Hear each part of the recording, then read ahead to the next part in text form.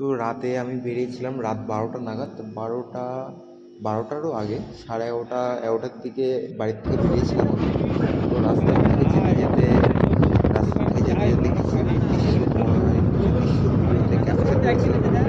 তো সেই ভিডিওগুলো তোমাদের সাথে শেয়ার করছি। তো আশা করি তোমরা তাহলে আশা করি তোমরা মায়াপুরের দৃশ্য কেমন কি আমি দৃশ্য দেখেছি তো তোমাদের সাথে শেয়ার করতে পারবো। তো চলো ভালো। এখানে আমরা সবাই মিলে গাড়ি রেখেছিলাম, এখানে সব একত্রিত হয়ে সব গাড়িটা আসলো, গাড়ি এসে আমরা আস্তে আস্তে সব গাড়িতে এন্ট্রি করে সবাই আস্তে আস্তে এগিয়ে গেলাম মায়াপুরের দর্শনে। তো চলো। এটা হতে পারে কোনো ওর থেকে ভালো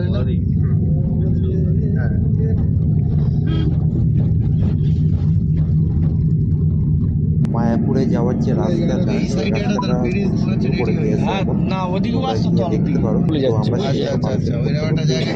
কাটা ছিল তলা দেওয়া আসতো লাইন। হ্যাঁ আছে তো, ঠিক আছে আমি জানি, ঠিক আছে আচ্ছা ঠিক আছে ঠিক আছে।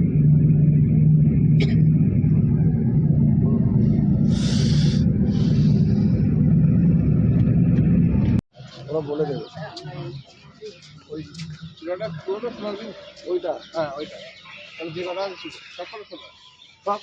সকাল 4টে নাগাদ এন্ট্রি করেছিলাম। তো মায়াপুরের ভিউটা এরকম সকালে মর্নিংয়ের দিকে দেখো।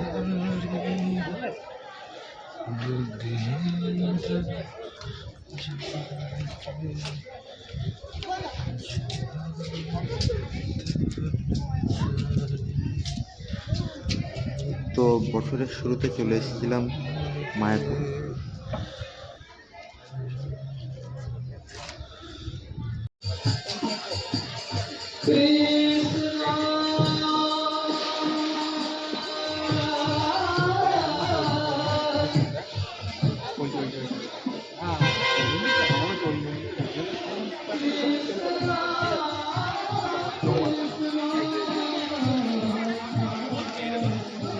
সকালে ভোরের আরতি শেষ করে একটু চারিদিকে ঘুরে দেখছিলাম 8টা-9টা নাগাদ। তো কিছু কারণবশত রেকর্ডটা হয়নি আমার ফোনে, তো ভয়েসটা নেই ওই জন্য। তো সকালের আরতি, সবার মেন কথা সকালের আরতি, যে 4টের সময় একটা আরতি হয়, 4টে থেকে আমরা এন্ট্রি করেছিলাম 4টে নাগাদ, আর আরতিটা শুরু হয়েছে 4:30-4:30-4টের মধ্যে। 4:30-4টের মধ্যে একটা আরতি হয়, সেই আরতিটা তোমাদের দেখলে দুটো আরতি হয়, সবার ফার্স্ট অফ একটা আরতি হয় আর সেকেন্ড অফ আরেকটা আরতি হয়।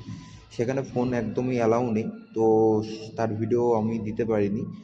তো যাই হোক, তোমরা শুধু সেই জায়গাটায় গিয়ে শুধু উপস্থিত হয়ে শুধু দৃশ্যটা দেখবে, দৃশ্যটা দেখে একদম মন ভরে যাবে। কারণ সেই আরতিটা তোমাদের দেখলে একদম মনে হবে, আমার তো মনে হয়েছে জীবন ধন্য, মানে এই বছরটা আমার ধন্য হয়ে গেছে যে আরতিটা এতটা সুন্দর, এতটা মনোদৃশ্য। তো জাস্ট তোমরা শুধু আরতিটা দেখো, আরতিটাকে তোমরা দেখলেই তুমি বুঝতে পারবে, জাস্ট ফিলিংস করতে পারবে, এত সুন্দর আরতি, জাস্ট অসাধারণ।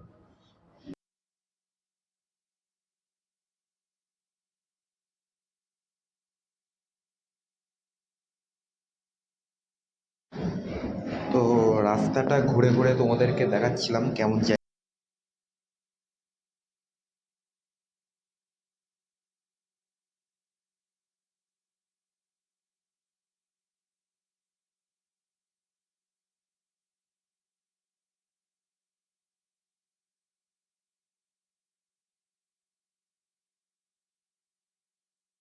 দেখো সামনে একটা ক্যান্টিন করছে, তোমরা ব্রেকফাস্ট করে নিতে পারো।